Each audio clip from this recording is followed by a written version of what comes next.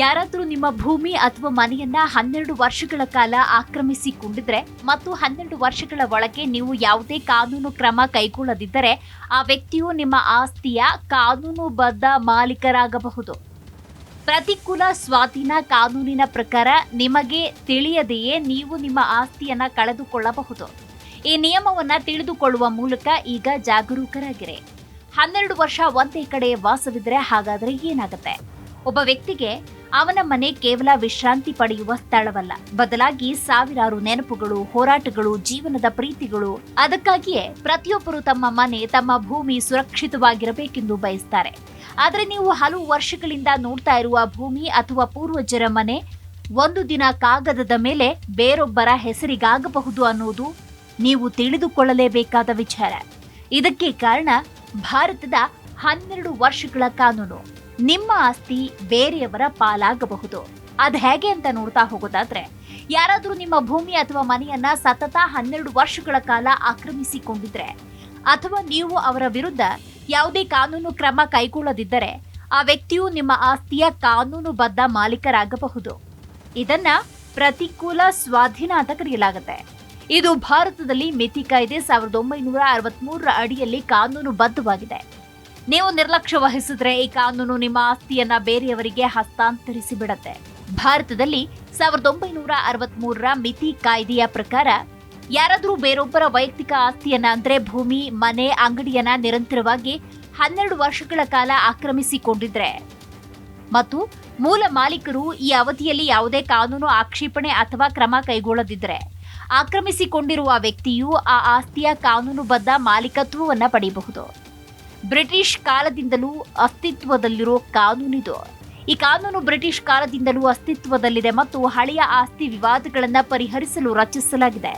ಆದಾಗ್ಯೂ ಈ ಕಾನೂನು ಸರ್ಕಾರಿ ಭೂಮಿಗೆ ಅನ್ವಯಿಸುವುದಿಲ್ಲ ಎಂಬುದನ್ನು ನೆನಪಿನಲ್ಲಿ ಇಟ್ಟುಕೊಳ್ಳಬೇಕು. ಅಲ್ಲಿ ಅವಧಿ 30 ವರ್ಷಗಳಾಗಿರಬೇಕು. ಹಾಗಾದ್ರೆ ಈ ನಿಯಮ ಯಾವಾಗ ಮತ್ತು ಹೇಗೆ ಜಾರಿಗೆ ಬರುತ್ತೆ? ಪ್ರತಿಕೂಲ ಸ್ವಾಧೀನವನ್ನ ಸಾಬೀತುಪಡಿಸಲು ಕೆಲವು ಷರತ್ತುಗಳನ್ನು ಪೂರೈಸಲೇಬೇಕು.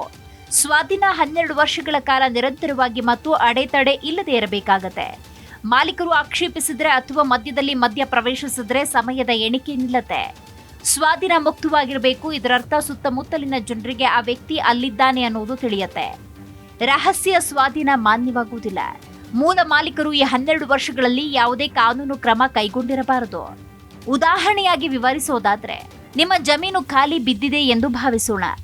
ಯಾರೋ ಒಬ್ಬರು ಅಲ್ಲಿ 12 ವರ್ಷಗಳಿಂದ ಮನೆ ಕಟ್ಟುತ್ತಿದ್ದಾರೆ ಮತ್ತು ನೀವು ಅವರ ವಿರುದ್ಧ ಯಾವುದೇ ಕಾನೂನು ಕ್ರಮ ಕೈಗೊಂಡಿಲ್ಲ ಅಂದುಕೊಳ್ಳೋಣ.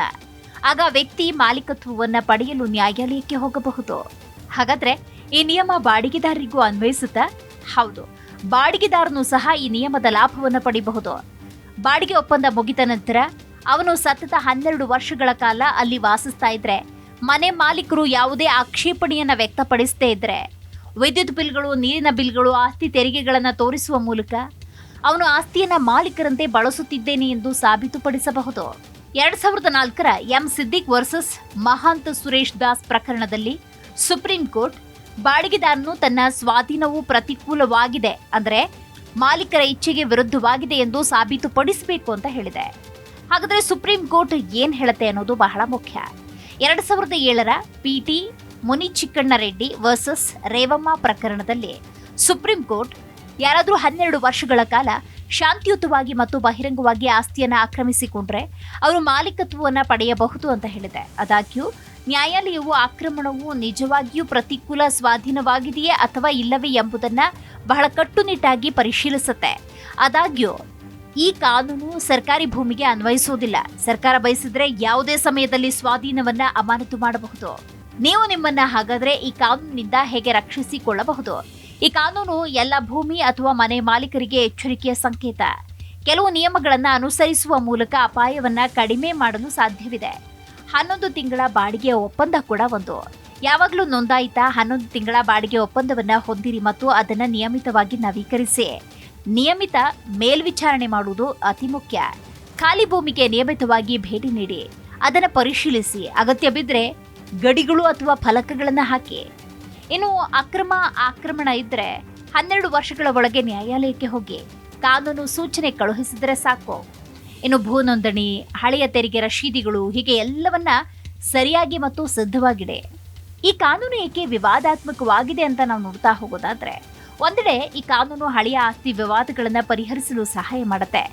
ಆದರೆ ಮತ್ತೊಂದು ಕಡೆ ಇದು ಮನೆ ಮಾಲೀಕರಿಗೆ ಅಪಾಯಕಾರಿ. ನೀವು ವಿದೇಶದಲ್ಲಿ ವಾಸಿಸ್ತಾ ಇದ್ರೆ ಅಥವಾ ನಿಮ್ಮ ಮನೆಯನ್ನ ದೀರ್ಘಕಾಲದಿಂದ ನೋಡದಿದ್ರೆ ಯಾರಾದರೂ ಅದನ್ನ ಸ್ವಾಧೀನಪಡಿಸಿಕೊಳ್ಳಬಹುದು. ಆ ವ್ಯಕ್ತಿಯು ನಂತರ ಕಾನೂನುಬದ್ಧ ಮಾಲೀಕತ್ವವನ್ನು ಹೇಳಿಕೊಂಡ್ರೂ ಸಹ ನ್ಯಾಯಾಲಯವು ಅವನಿಗೆ ಒಂದು ಅವಕಾಶವನ್ನ ನೀಡಬಹುದು. ಅವನು ಪುರಾವೆಗಳನ್ನ ಒದಗಿಸಬಹುದಾದರೆ ಅವನಿಗೆ ಅದರ ಮಾಲೀಕತ್ವ ಹೊಂದುವ ಅವಕಾಶ ಅಲ್ಲಗಳೆಯುವಂತಿಲ್ಲ. ಆದರೆ ಈ ಪುರಾವೆಯನ್ನ ಸಾಬೀತುಪಡಿಸುವುದು ಸುಲಭ ಅಲ್ಲ. ನ್ಯಾಯಾಲಯವು ಈ ವಿಷಯವನ್ನ ಕಟ್ಟುನಿಟ್ಟಾಗಿ ನಿರ್ಣಯಿಸುತ್ತೆ.